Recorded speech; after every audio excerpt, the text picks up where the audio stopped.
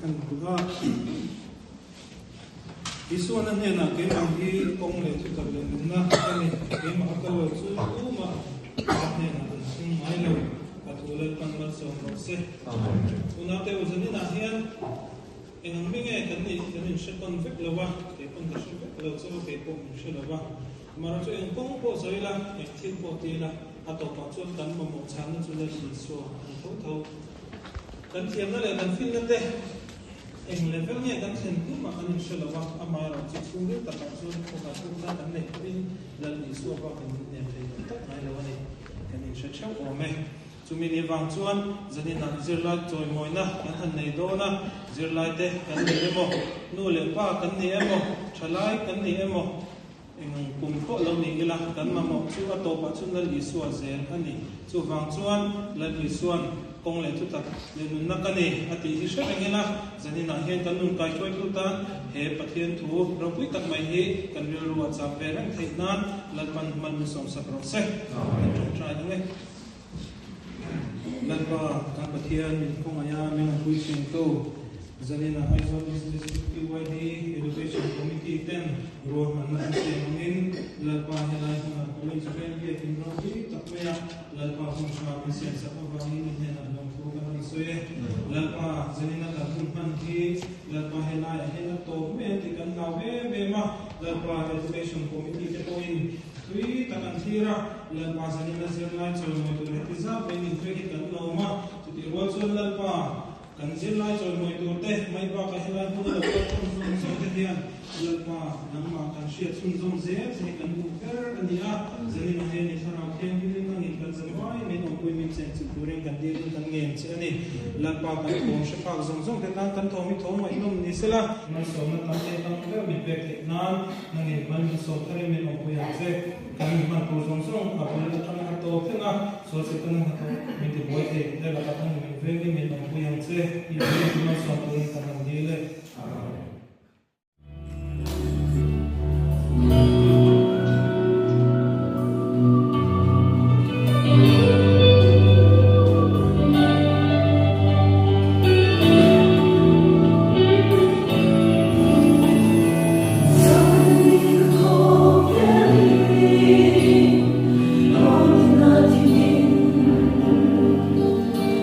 Bing bong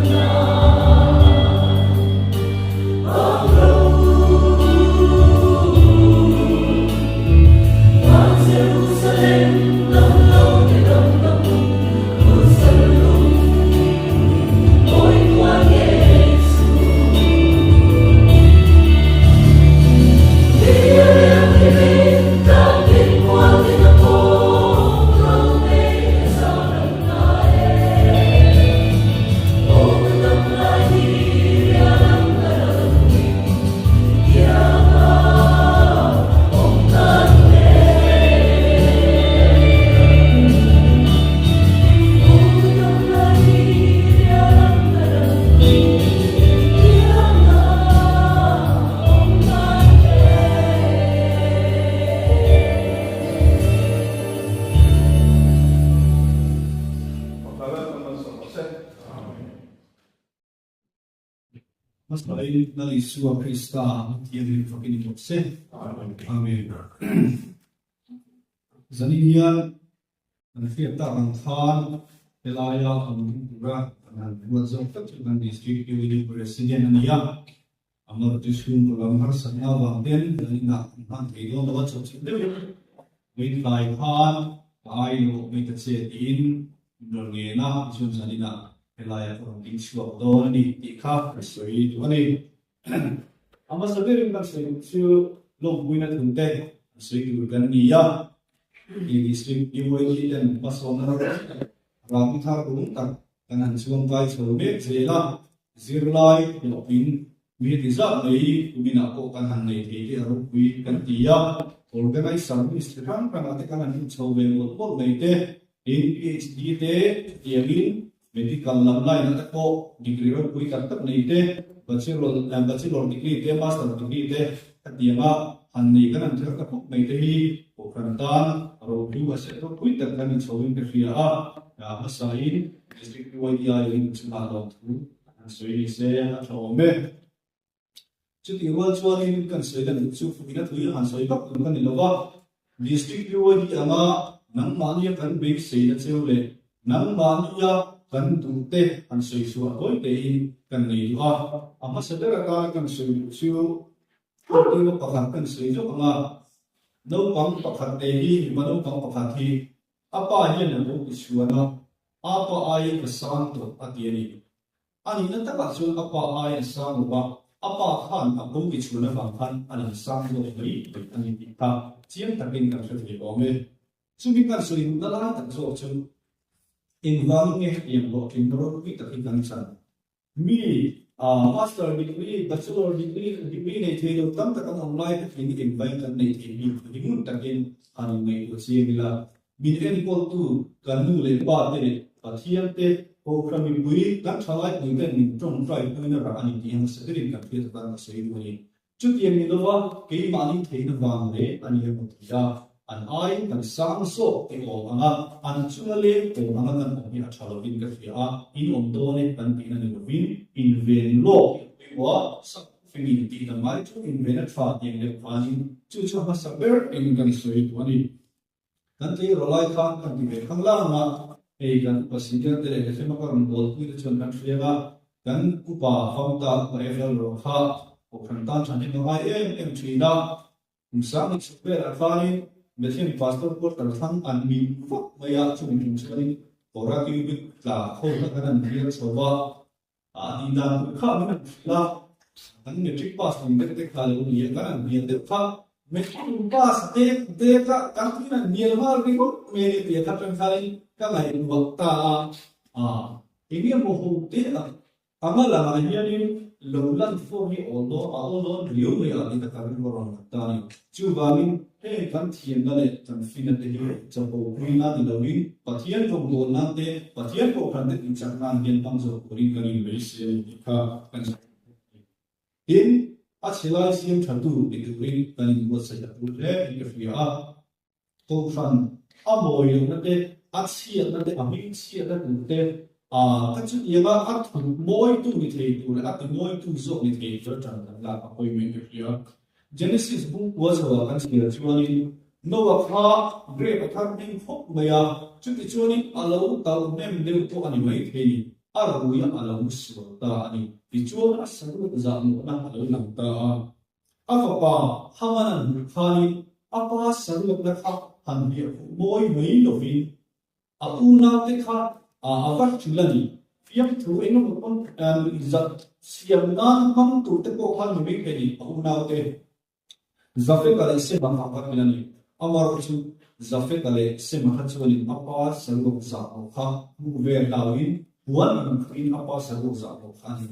ni chung yam ni thei ko chuani tuna UOB le khatim rolor kal ko nei ka bei se ta cheri ka kan se ko ni he ko san asia ta le amo yu nei a ti dual ko sual tu le bi te si sual ta ta si tu ni yo vi he Pokran, he POD, he Pentecost tomorrow, we the boys will do the table there. Amo, you not like to more to be to win, Voin again and was a point more there, maybe up and in other sleep. Up to not answering Tutum, Pantutum to a myring. Ini Pantutum, he was some that was actually. Me to put to a crowd and to Pakin and to be along that is so gay. Zona Mutum Chang to one you put him in out of Sia. Do you let her and be an aya? Amala is so gay, one alone. For very also under 16 of some managers and to try to Ariga, Baptisma, and to Chan the Minama. I will love it here, 7 Obama at the end. Chu Chan the little Lali Sua Krista Bina Sula in the Nara Baptism Machanga, Harao Tian Ping Chande. Ama so Lali Sua took a Tiani, Nahi, Editan Chan the Nani, Dia, and Plan of Gui, Ma, Trump, Apostle Massa, Trump, Pentecost, Trump, Teva, Kifun, and Lava, my Tribune, Allah Myring, Ama to Head to Tumpa, Myring, to Sian, Head of Shanley, Aramon, they have raised and wise the way of the motor the country phone the country iPhone the box Samsung and the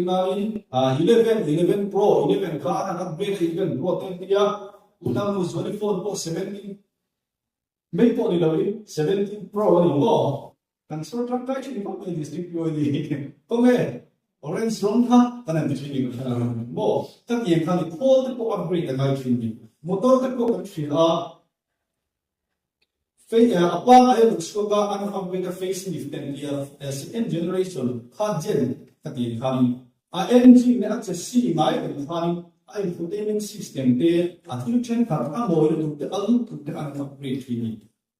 ang mga jiwa engine de lang ay kaya po kan lang ay yani isu pathian te chan damat kun ba ispala mai yan he po san boy to he po kan kun cha biri i ke kan nei kan fe ta poi mo le chu kan mo ko poi mo per zamina elai na le tin mo kan ko ko na kan mo omre tu ta na kan chu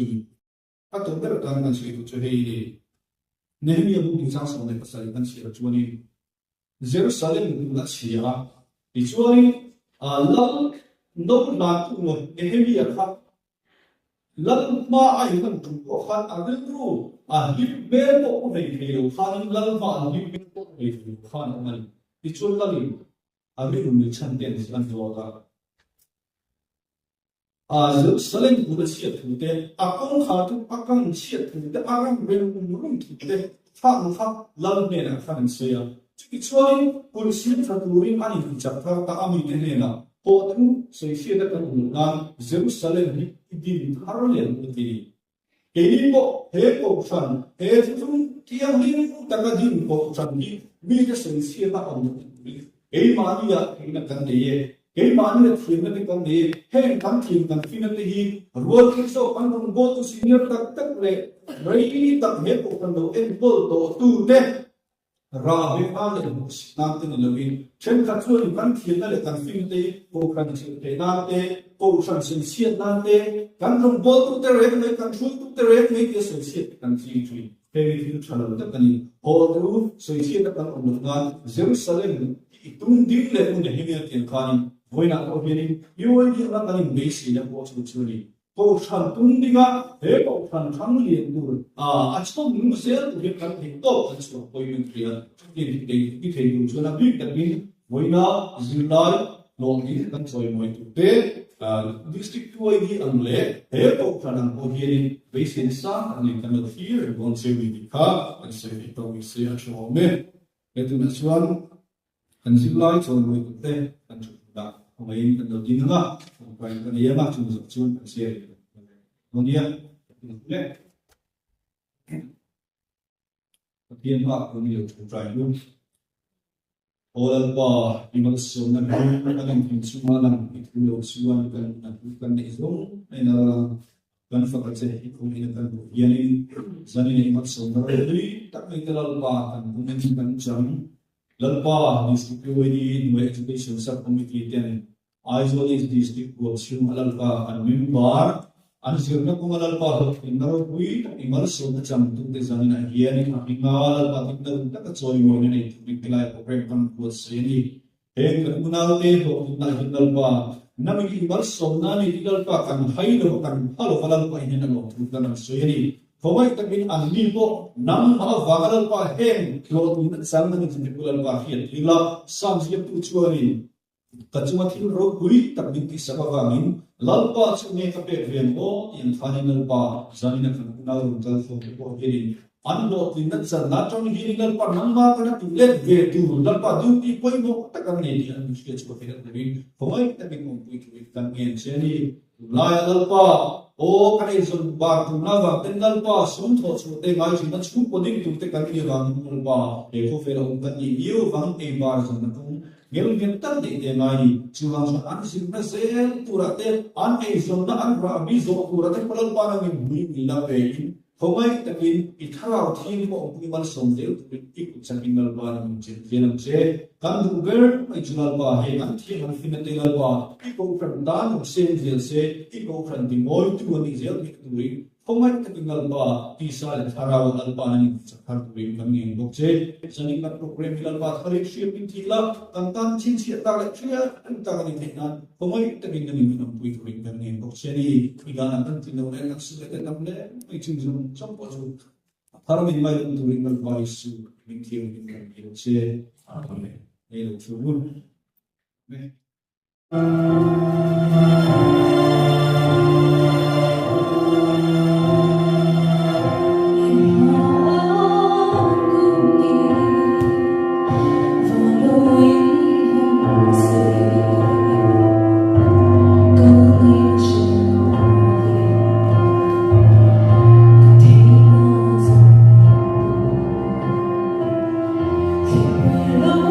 cho kênh Ghiền Mì Gõ để không bỏ lỡ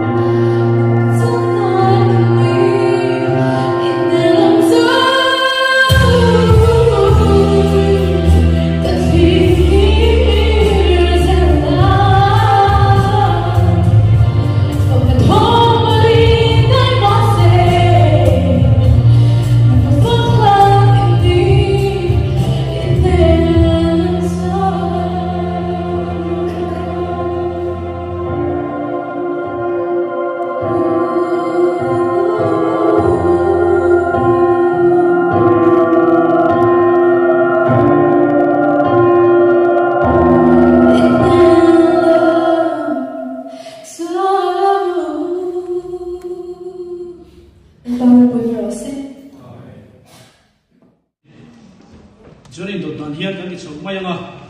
ama sa in kan soi moi dan tu heti ang hi do na ni kan soi moi tu kan ne te HS SLC a hian mi pakhat kan ne ya bachelor degree a hian mi paruk kan ne ya master degree a mi pasari doctorate degree a PhD na himi pani kan ne ti chuan theology mi pani an vai zaina hian mi so maria ilong puina chom mina hun dengan lam don ani ama saberin khongain evan lom sang tima district UID treasurer Robin Charles ni bok khongin suk sela lam tu la hian lam ni sela chang ani pathum bin han sak don ani chuan choi moina kan nei do kan han don hian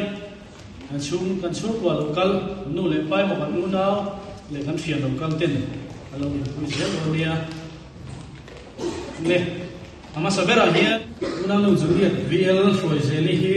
ani he Bethlehem local Bethlehem VL ani a chuan oikos HS SLC higher secondary school a kalin ani hi commerce subject ala a basari na ani koi lo su sela chuan ai gan sa kan be se lo nia to yon tu te chu te ha koi lo bi se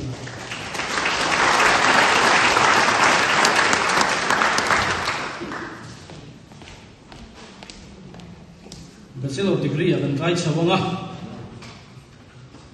una pa si lal duama pa ming hi si lal hun lian ani ya bachelor of computer application BCA pakuana ni in government Champhai college atranga zir chuak ani headquarters local Champhai bate bial ani ichuna dotlia una no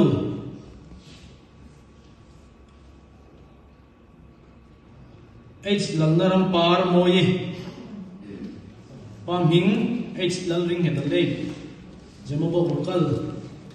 zemobok no bial ania bachelor of science in medical laboratory technology pasarina ripan sa chagin ni ano santi no kan me tir ko kelan bial no khoi lo shuk sela lo han sa ben sa change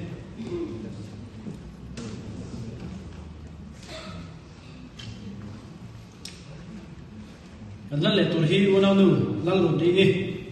pa ming evan hol ro kuma damaska local ngo pa aloyan ya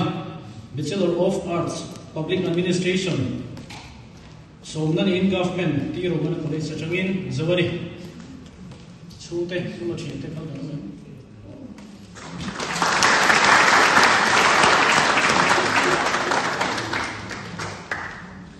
adol ya hian una du lal chuang zeli pa ming hi zai than moya zemobok fen tui zemobok bial ani ya bachelor of arts pangana ni in mizo department a rangwana college sa tangin zawani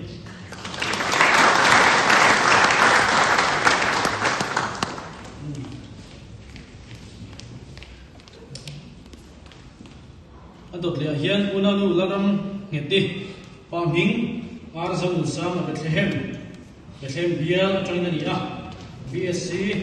Zoology gold medalist ani he government secretary distinction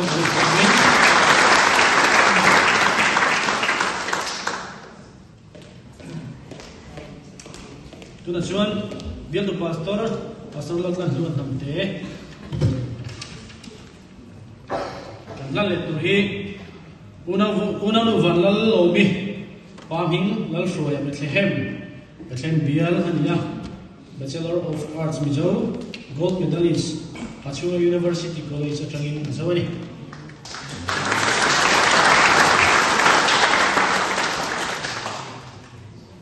so inon ngai la wing kan sum te mo khum chian te ron tel pui onom jun kan ding zel do ni kan chu kan master degree mi pasari kan ya master degree kan hlan ma sakber tu hi una pa islam in fela pa bing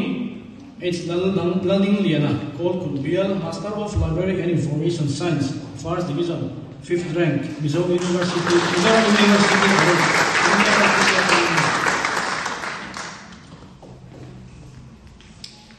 Adot liat chuan unau nu lalun zami apam hinghi lalun siama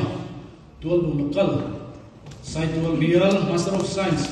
Geography and Resource Management Arupna Mizoram University.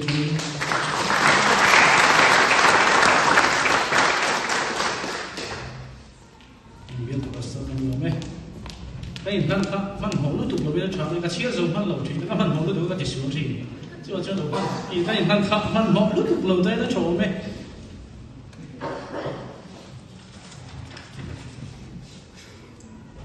Ya suan kan Vice President su sela ben ar va lo pe ka.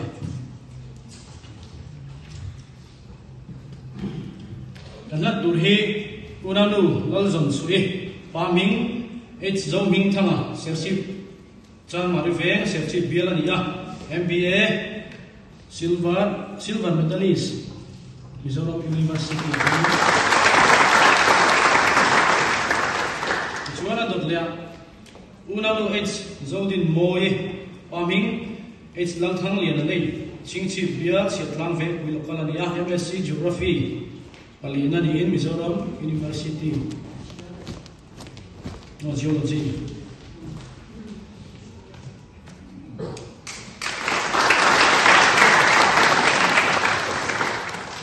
Dotlia here unanu lal shuai zeli sailo paming level normal so sailo more bia Master of Science Biotechnology, First Division, 3rd rank, Mizoram University.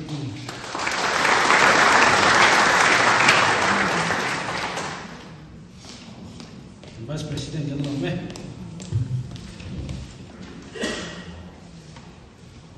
Don Juan kan District PYG Secretary Ivan Lalfel Kima. Anin patin ilo kan sa research me.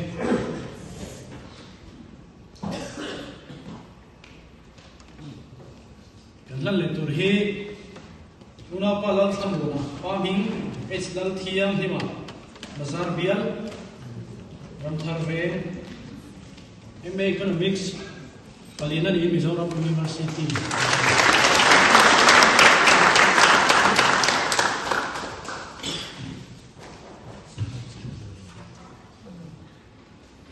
Una pa Samson lal wat zela paming if lal ko bika Bazar Ven, Bazar Bial, palina ni in Master of Business Administration, 5. Again.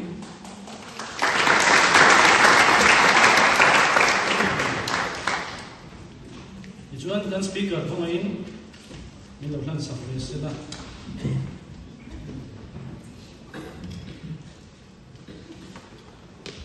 Doctorate degree, mi panikan niya. Kan speaker ini, saya nak kan terus itu turun kan sebelum ni. Unanu F lalu omi, apa bing, lang bola am vengsal.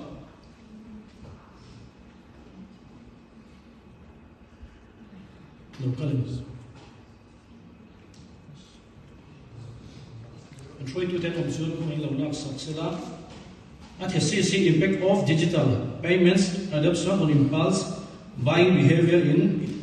e-commerce. Department of Commerce, Madras Christian College at Chandigarh. Ichuan, unang ulang mga isang isayaw. Napaming, naldo masayang lay, Bethlehem Bial, Library and Information Science, Mizoram University, at Chandigarh.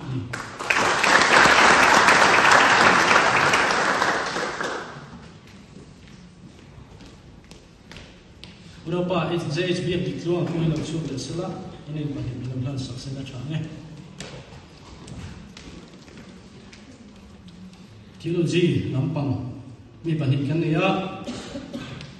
Urapa sore lang muan puya apa bing anu bing si ngun siri Falkland Local Church ani hi Bachelor of Divinity Calvary Bible College sa Changin 3rd position.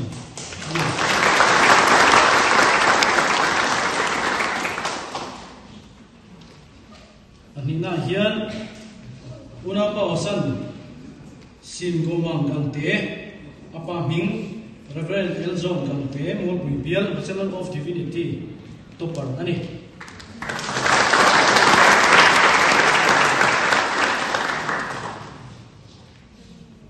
Kan soi moi tu kan zoa ka thu to khang na dura tan suan kan biak pathian hian degree ro pui am mo ber lawa am mo ber zo ka chu he a ko san krista taksa a ko san ta na in pe te hi mo ni chu ti rol chuan he ko ber kan jam chu chuan degree ro pui tak tak le zir na kan ngai poi mo e ko san kan zen dura tan thiam na tang kai ni chu wan chuan zani no kan soi moi te pon e kan degree te kan thiam na te Mani ta mai ne lo he ko san Isu Krista taksa ta na ni mang chu turin ni kan ni in du sak na kan ni lan ni lo me secretary lo me until the ate nge moziak sual no sim ni ko palte po ya sum no vila ka chon tu den se ya no sim chat sak le ze don choni so ni zani na hian tu no pui deuh mai kan tonga kan zinga isi rong bo tu poi mo tak tak te kan tel ve a o te kin lo ding sela Reverend Elzon da te CBC principal nia lo sak sela thong me a fa pa ron thong mani lo me so hei senior pa sin tai se na zinga ron te ko ko mai te kin ding sela tu te pa ni ron thong mani ni pon alo me mai tu na chuan chu soi kan ngai tha do na kan zani na kan speaker som don to na tho me upa professor Arnold Fogola kan ni so bigi ni so bu Saya nak elak ni welcome to Patian National Park of Islamic Community. Saya ni kalau dari maya chairman dia ni dia ni follow ni program district education program ni dia tu sui tu lah buat saya ada dia kalau sudah uzur ni cak buka kalau buat di mana kau bayi dia tu kan sui dua saya nak kalau ni dia kau ni Terima kasih kerana kalau dia kesan bikin menjadi terima kasih kalau terima apa semua pasti tak siapa dia tahu orang kat dia kan tak sesuai dia dia orang kau orang saya dia kan bercakap orang betul Kita dalam baik kita kalau kau kalau baik kita sesuai kecuali selain itu dia empat topik yang mau diadu yang di atas district media vice president kita empat topik itu cuma nak dia kalau kita nak nak coba kan soi bu zong su ti lai ge mo yu zai ka zong ti lai ka long yin long lo bao ti la ma ni sa bao ge to me ma si ti na ka pe ge an lo ma ti ma su hun kha lo long yin pui kha ni ya chu fa ge zai na ko yin de ge cha lai de ti ti yin cha lai ho ni te po bin ho la in xie lo lai tu ni fi ya na ko ka tong zong ti ka zong wo Chana yang mungkin tidak mulai kali grup Floyd itu kan itu tu kalau tahu yang di rumah kalau saya tu bagi dan chana pun UID chana yang ini penting lagi yang orang tu akan sehingga ini bos sebenarnya dia mulai punya environment kat tinggal tu sebenarnya pasti pasti kita kan itu muncul semua kita saya nak carai dia kita kalau pun kumisat berapa dia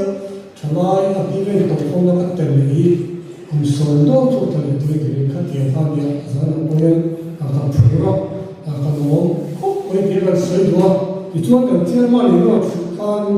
ô cái tiền của cái lấy thằng nó phone đi à kinh nghiệm rằng cái program nó tụi khác cái tiền thu sao nó tụi nghe đi à cái gì lại thì trả thế thì tôi đi trả cái bữa là nó phun cái thu nó có thể hành xử chi nhiều cái tiền là do ta sao nó chú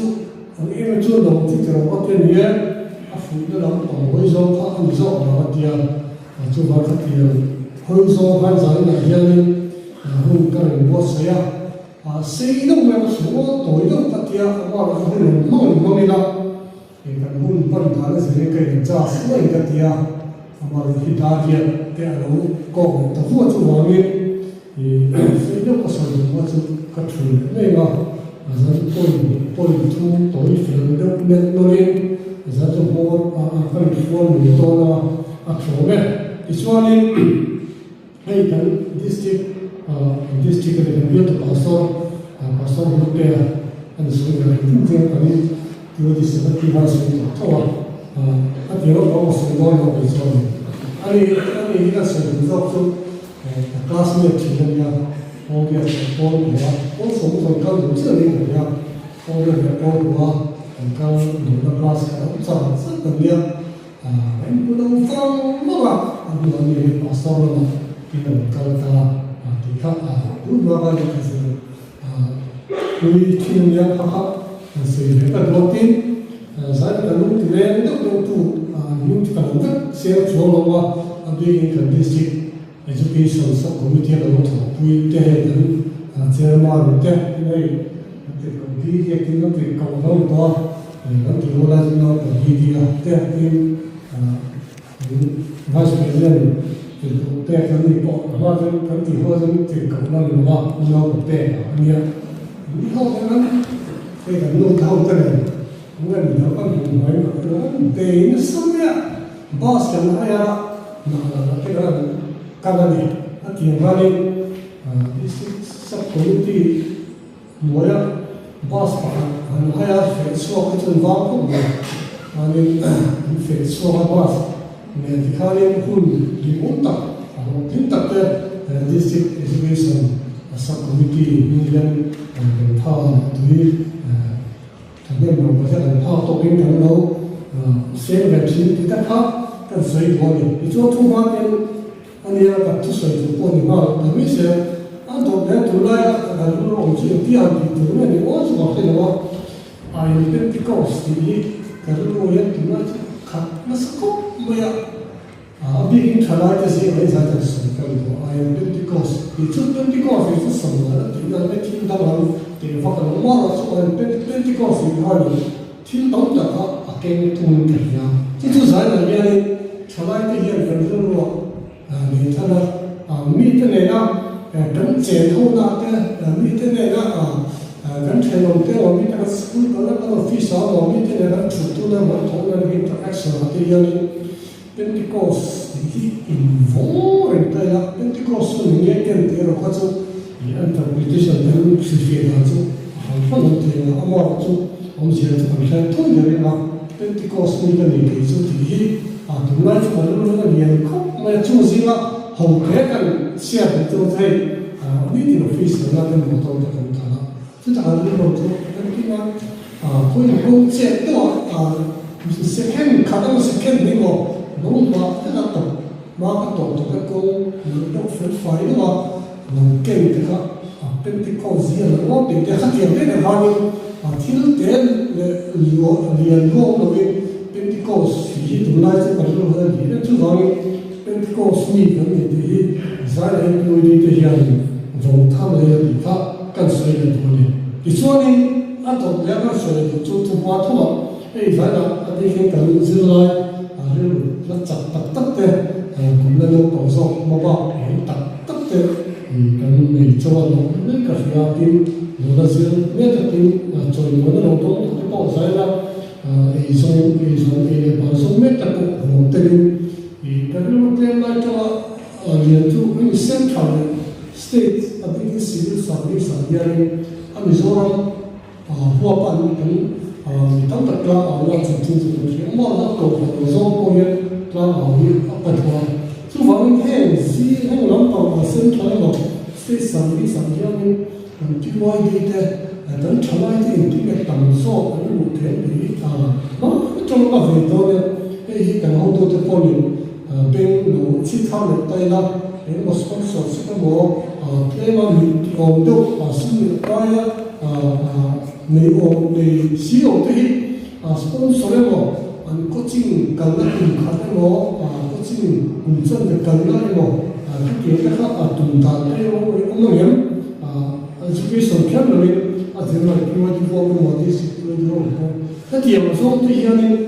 tam la ki han ngai e tun din huna kan share bidding kan ko na civil service sa kan din ko ni kan ka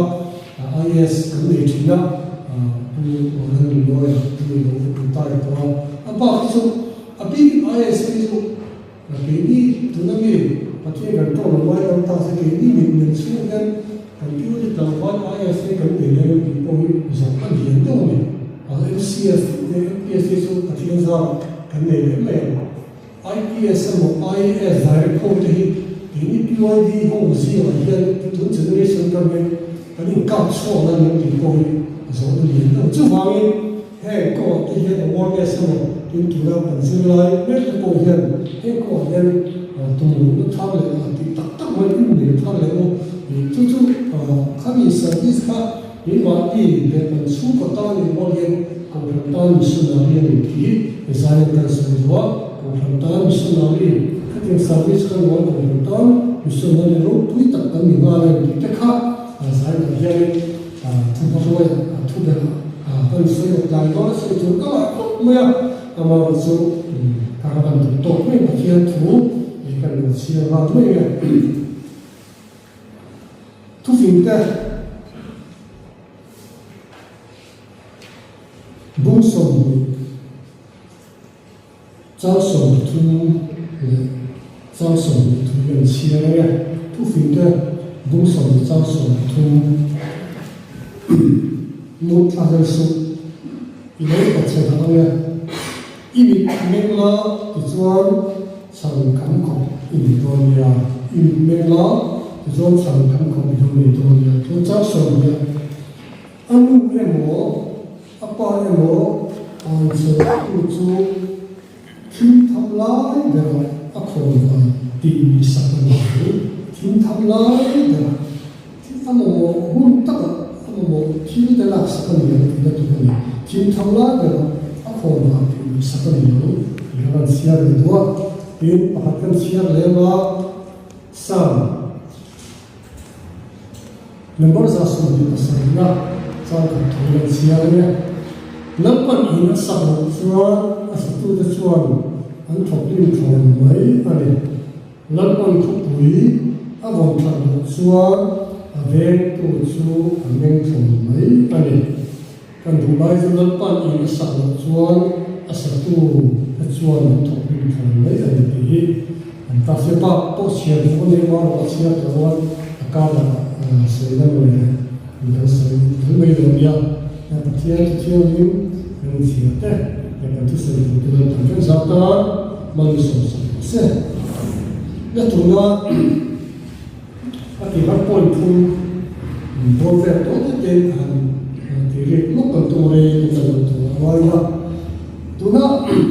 tu fin te no ba so ni sao so tu ma kan an chi ta ba ni ta le su i lo pa se ta a nge ni me la i chuan sang kham khom i ni don ya ti kha zai na ya ni kan zin lai ta te kan han choi mo mai ba zai na ki wai ni la ni ba khom zo zo te ya ni ya thu poi mo tak hi zai na ya ni hon i la ta ni ta ya ni mu thalel su ti hi nie mu thi kan tak sa sak dan te kan tak sa no dan te ke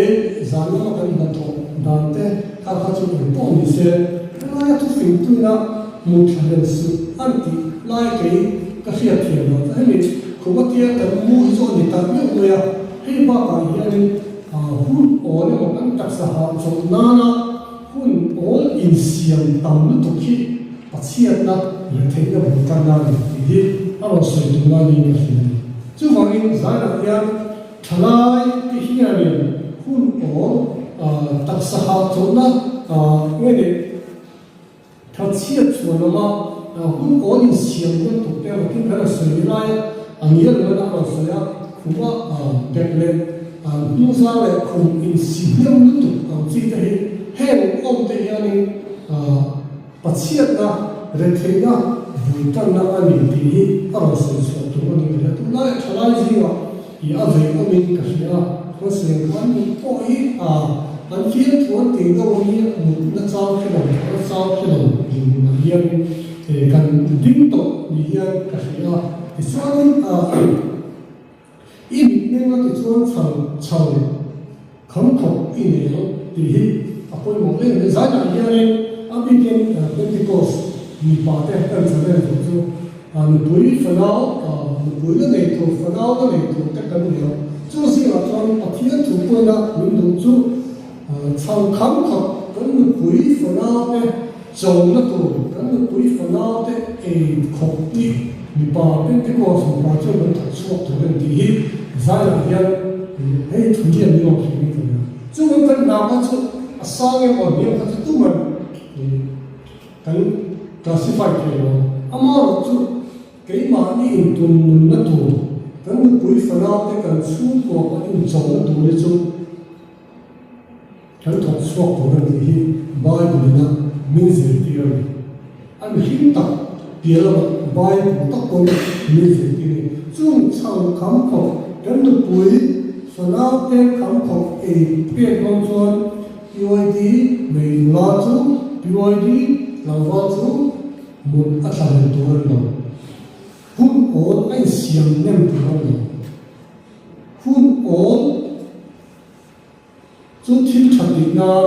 มาทำงานที่ถกชนนั้นสมมติว่าจุดต้องฟุ้งตัวเราที่ใจน่าเย็นจิตสงบนี่น่าอัตรากันเลยเป็นที่ก็มีตัวเราจุดไอ้เมลที่นั่นทุกอย่างสำคัญ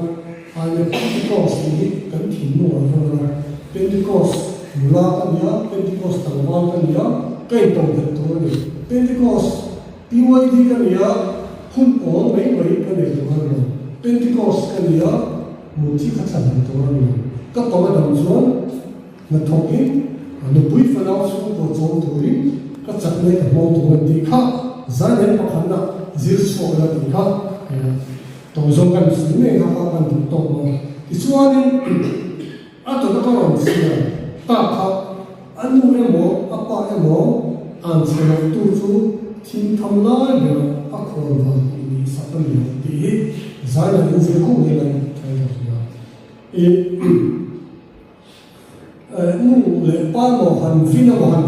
ti do bai no on no thu ti chu ti on to ne experience nu ku ku pa ni pa ni ka ne ya kan soi lai kan oi kan sang avea tisen kan sang tak sai chak lo ma ta thien za chin len de kan na a chak chong de cheta mo ji lai a be ri shen na a chak lo ko ma ya mo chi lan kan mo de mo soi kan soi ye an mo a thi mo en mo hi de na voi ni voi thu de ko han soi aba chang choni rim do an ya he an ti ve to mai tiam sang ko ha hin ha chu chu ma che kha tiam to ma lo e ka ru ru a lo len ha chu ke en ma an hian noi nu le pa te en ma an hian noi kan thil du le kan thil hian lo hi an san nin nge voi en ma sa ti ma hi kan ko so chi ni kan ho ya chu va ni e tiam din na lo din po yan ke ni thalai an fa le chuan doctor itu kan kita kontrol di ada juga ada juga kontrol juga kalau mesti vuina mana soal kita kita vuit tu soalnya asal sekolah sih ada tu anu lepa anu jangan dia soal kita atau aizo kapuyang dia ni soal tinggal orang juga mana kan sudah kan masih ada berfirman mereka chuẩn bị trà cái cái nói nó thì tao cho học sai nó tiền bao sai nó thì bao nó anh sai thì chung chỉ là một giáo như vậy tập đó anh mà đi art rồi các chị em khá là nhiều art thì mình tập sao để sao cái người đi art rồi tập sao cái người đi thì nó sẽ art thì chúng tôi mình là mất thì chuyện nào thì cho nên ai số là cái thằng tên của ta cái ní pha tung quan và cái thằng thọ về tiền thiết là cái mình đi một cao cho nên ai số cái ông mua yên cái đồ art sao như thế thì hơi chi ông giờ chú nu mọi người đang có cho nên pha cái art sao sao anh chẳng lòng ai cho nu cái cho nên cái chỗ art sao cái thì cái gì mà anh đâu thì anh nu yên cái mình là chỉ là tiền chỉ còn sao ai số là ông cho art sao cái mình thì vì sao số này cái nông nghiệp đó art sao cái còn số khám khảo cái bộ cái nông trường đó ai số là chỉ là cái nông khoan art sao cái thì chút tiền không cho nên cái nô lệ bao nhiêu giờ cũng này cái nô lệ bao nhiêu giờ cái cái atang tuôn tiền bùn vội rồi mỗi năm cái nào thì chúng ta tiền bùn cái nào vẫn thọ thế thọ tiền bùn này mình đổ rồi cả bùn cái nô lệ bao nhiêu chú mình tóm tạm thêm cái chuyện chú rằng thế mình nô lệ bao nhiêu an xia anh muốn học thêm mo cái ta an xia thì chỉ là chútที่ของเราที่เขามีอ่านเสียงตับพวกพระอันนี้เราไม่เห็นก็ส่วนพระอันที่อะไรองค์เราว่าอันเรื่องมันนั่นตัวมันองค์จะพวกพระอ่านเสียงเราไม่จริงจู่อ่านเสียงเราที่จะเป็นปฏิญาณตัวเองทีมน้อยเดี๋ยวอาคนว่าที่สักคนเดียวอันสักตัวจู่ทีมน้อยเดี๋ยวอาคนว่าที่สักคนเดียวจู่เดี๋ยวจู่ตัวน่ะทีมทำอะไรต้องตาทีมทำกันดูส่วนนี้ทีมมากกันต้องใช้กันหัวไล่กันหมดใช้ไล่กันไล่ว่าYouTube เวลาเนี่ยผมจะว่าส่งเงินต่อไม่ถึงนะที่ทุกท่านเนี่ยเนี่ยมันจะเป็นช่วงวันป้ากับวันที่สักการะช่วงอันนู้นการเนี่ยนะถ้าคันโอ้นะเป็นเรื่องดีละทีมเนี่ยช่วงนี้อาศัยตาถ้าป้าการทุกวันเฮลล์กันออฟมากเลยอันที่เราจะทำไว้ป้าที่สักการะช่วงไล่เนี่ยผมก็ทำให้รู้แบบเรื่องนี้โม่พัฒนาการนี้นู่นเลยป้าอ่านเชียร์เราเป็นจุดที่อักขระว่าโม่ที่ทำอะไรมันก็จะคนว่าเองนั่นจุดทุลักษณะจุดนี้จะจุดการเองหมอกกันหมอกไล่ตัดสู้คริสเตียนก็คนคริสเตียนก็จับกันหมอกไล่ตัดกันนู่นเลยป้าอ่านเชียร์จนสู้คริสเตียนก็ทุลักษณะโม่ที่เขาชักตัดจับตัดที่หมอกไล่ตัดกันเลยทีนู่นเลยป้าอ่านเชียร์ที่มีจนจุดเขาจะมาเชียร์เองคุณตัดทุลักษณะเด็กสู้เลยป้าก็เองหมอกไล่ตัดกินเองไม่ทีมันถูกคนเองไม่ทีอามาดูเลยป้าอ่านเชียร์ที่จนจุดที่หมอกไล่ตัดจนจุดที่หมอกมาเชียร์ในลักษณะตรงนี้จุดมันมาเชียร์ทุกอย่างยิ่งกำเป็นจุดว่าจะเนี่ยทลายได้เป็นตัวเอาเอซ่าอัลปานู่นเลยป้าที่สวยเราอัลปาก็จะนะในตัวเขาเป็นอย่างนู่นเลยเป็นป้าเต้เป็นอัลเต้อีอันเชียร์กันหมดตัวนั้นนี่ที่นั่นที่ตัวเราจุดคนฟ้าอีมินนักอีมีสักทีในประเทศเนี่ยที่จะได้หัวเป็นจุดที่เราเราลุ้นเด็กตาจุดก็ขนาดนั้นตายนู่นตาก็ขนาดนี้มันก็ขนาดโรบอทตัวเต็มมันปัสสาวะเต็มมันก็ขนาดโปรแกรมเขาเลยเห็นกันที่วันที่เขากันที่วันที่เนี่ยมันให้อ่านเสียแบบคุยปัจจัยโอเชียนะอะไรเนี่ยปัจจัยนี่ก็ต้องมีให้ก็ขนาดมาตัดสารอ่านเสียว่าก็ขนาดตาละมินนกนั่นเองชวนปัจจัยนี่เป็นช่วงเดียวที่ยังตักที่อันนั้นที่เราดูดีสายละเอียดกันนี่ก็จู่ว่าสายละที่วันที่เนี่ยให้เราเรียนกันเรื่องกันเลยตรงนั้นแต่กันคุณเด็กเด็กกันเลี้ยงโอกาสที่อีเวนต์ทำที่ข้ากันสายละตัวนี้ที่ช่วงนี้อัปโปยถึงมาจนแล้วปันนี้สั่งจนสุดท้ายจนถูกคุณทำดีสายละตัวมอร์มอร์ตัวนี้สายละเอียดสิ่งไรเนี่ยอินกันสาย education ไว้กันแค่อินกันสายให้กันอินสักสิ่งนั้นมาเชื่อว่าอินกันสักอินนั้นปันนี้สักคุยดี design này result là tụi này sắp tới cái thiền cái chuyện này bác sĩ này sắp tới bác sĩ này mình chưa quen thì mà đi chút design này result là các phải cái gì đó là hiện quy luật thiền nào là hiện quy luật phim nào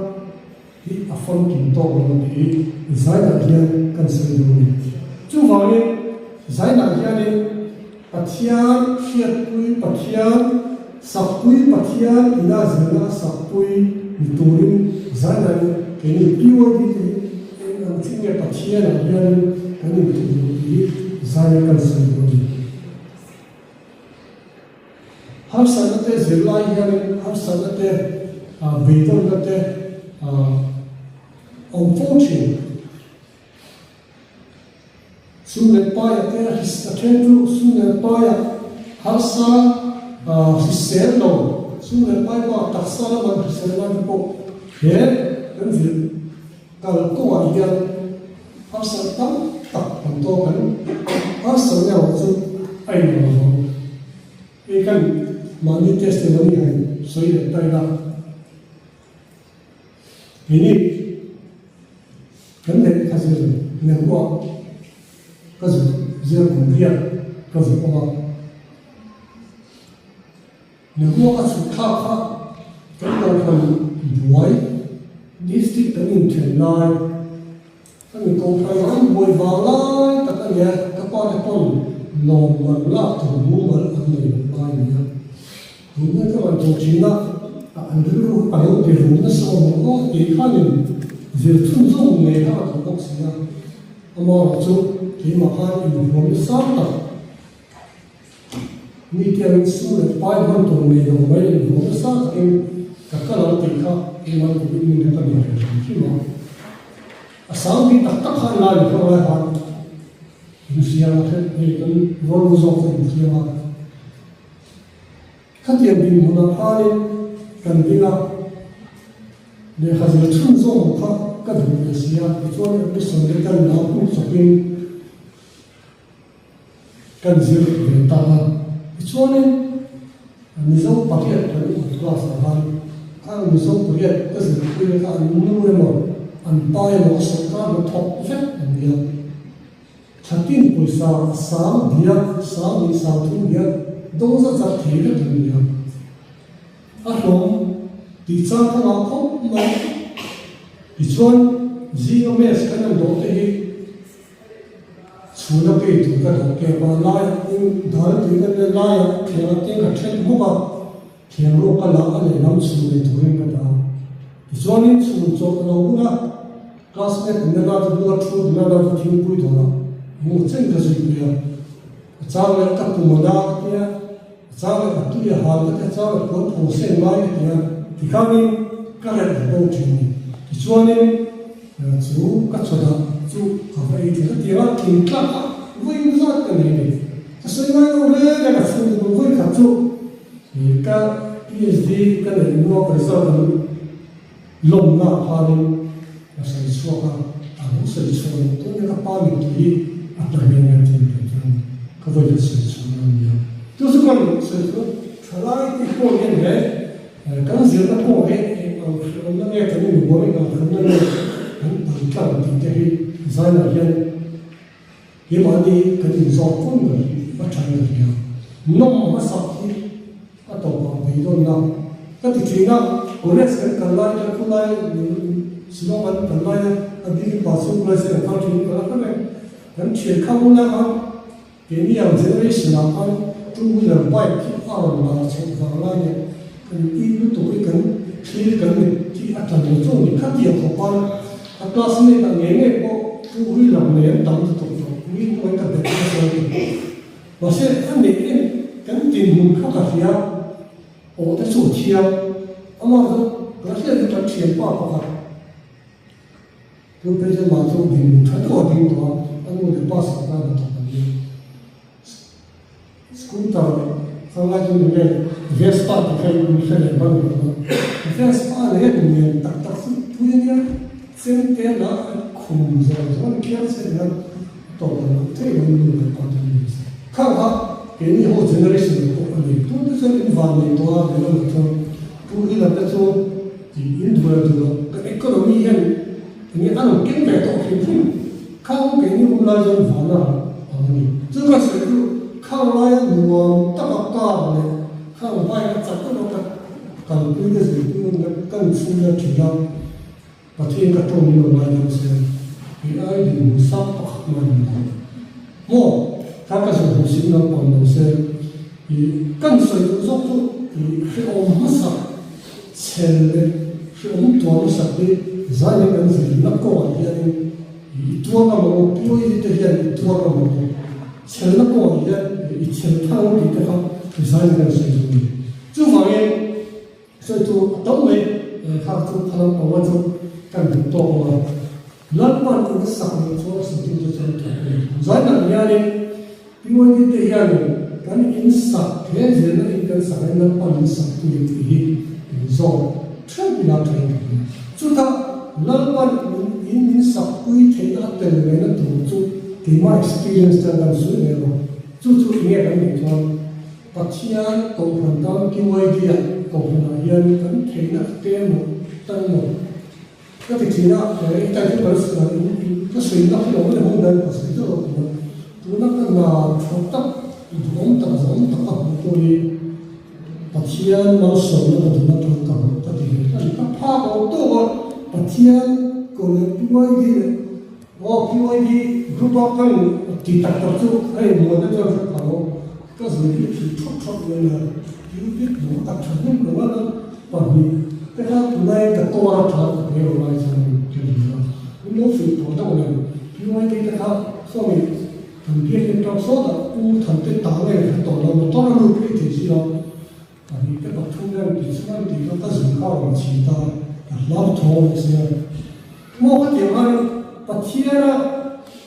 ko phan piu ai je the to ko kai ban thai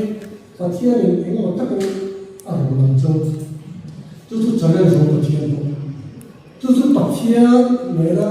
pathian ki ku in sa dal pa ve ku in sa chi ka chu boi chane ma de pathian ai ko phan ta vu le vai vai lo ta ke ko phan ai no la pathian ni mo tak no mo chu irin ang tak mo ra po irin no no po pathian ni mo sa na tu ni ni ni sa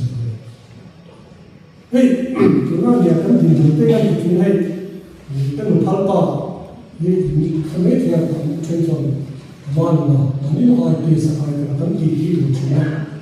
ni po he ni o kan fa ni mo ko ti lu chu ni tu na din na ya ni tu na kan din na ya tu na ni ko ni so tu na le na ya ni om le to na kan ki na ta ni ka ti ni ko ni to ke tu ma ti ni chiam pa tu ni to ra tha bo to to ni zo ka man nam to ni chu hoi pathian ka ti na no tiang pathian ang na kan mu te pathian man so ni leo ni pathian ni te ta na a hu ni ki ka ti na sa men lo te ka na se tam ni kan ni ko o pung to lo se kan lu ni ne se o pathian ne na kan tong pa ni cho a fa han tam to ni ka ti ni chu hoi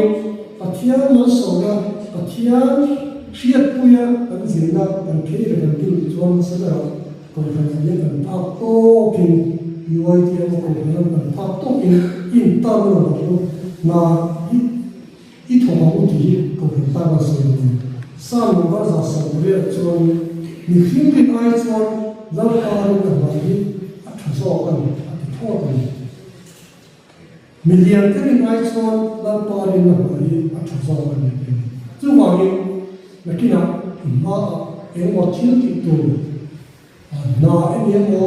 example adam ma tu zo zo chuan I thian pai mo tu mo ha rin veres ri ma chu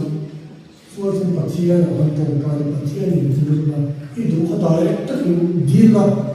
tin tin mo me pi tak sing dila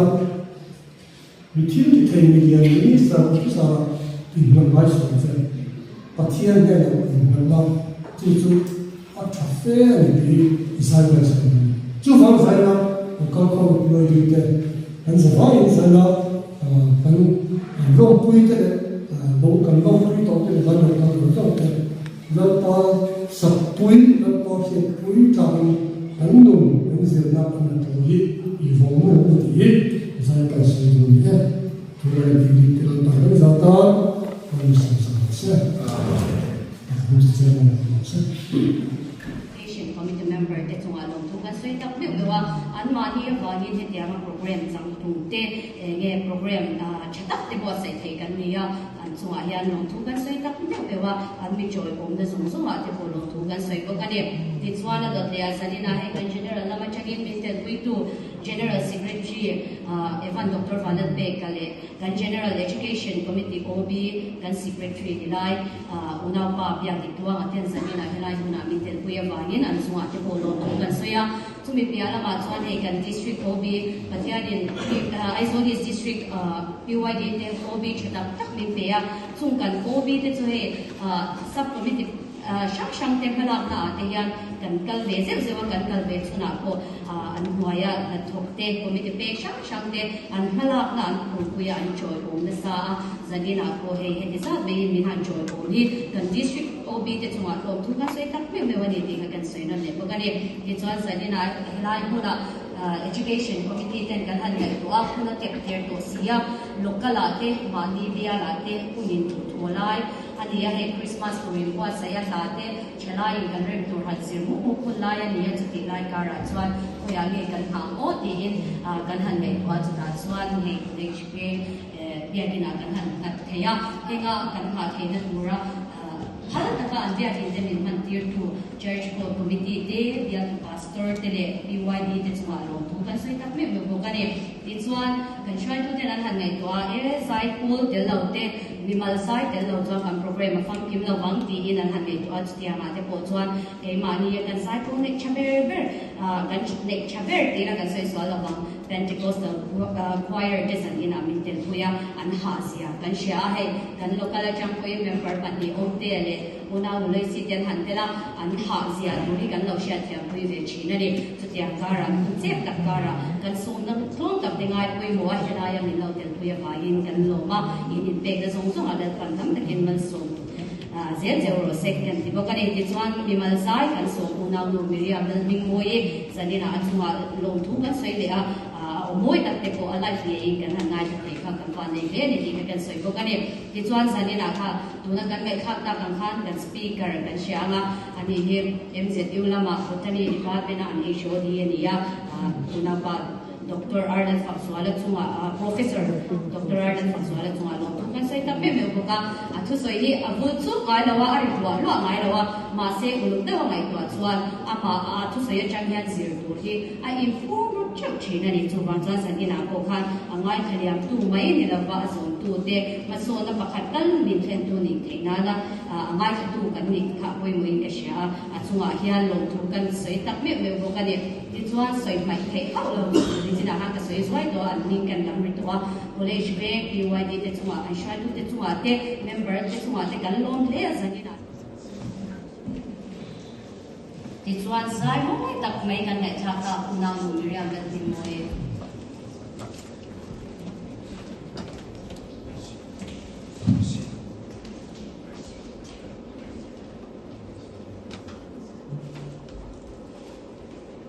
Pentecostal choir te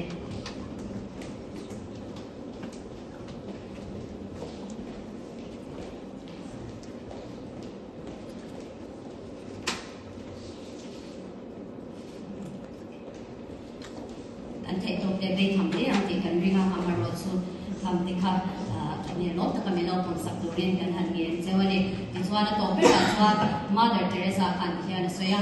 khovel kan itil nei chaber pela han to lo chawang ma se be zel pot me ro ti ne lo soi china chu tia che chuan san ne lo kan khom hilaya zir lai pui te ka chalai pui te le nu le pa te ko function tan ya kan thei tok pe la na to lo chu me the le ma se i be zel pot mu mani lo kala te bi ala te district te ti in long to soi ki na tan kan mani ne Oh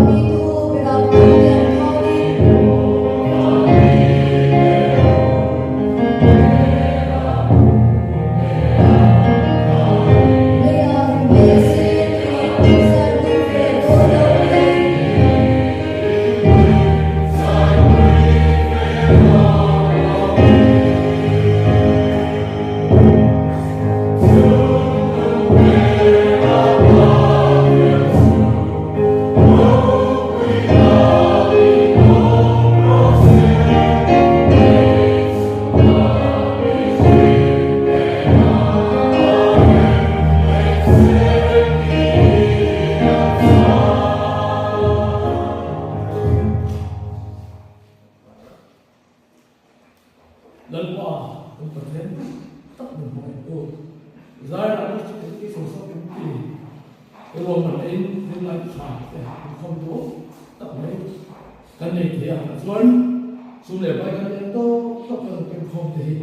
cái sự có cái lâu tất nhiên cái cuộc rong là cái thiên nhiều bay sòng đối với người làm thế thọ tôi đây là tâm tâm thọ thì tôi đến chỉ là thành cái thiên gia thì sự sống của mình thế riêng tôi là biết tôi cũng xuống thiên nhân kiếm cái thế ama sabar ke mun ka kendal pa iso ki sane chon ro ku le chon no no se me le chon ni ma mi ko chi tu ko che iso ko ta ko he khara ko min po le mo so ta don ta ba zai ma ka lu na ko ko ke lam ki le mo ti na lal pa ha na te he na nur ro sa tuan khin kalal pa iso ki sane no se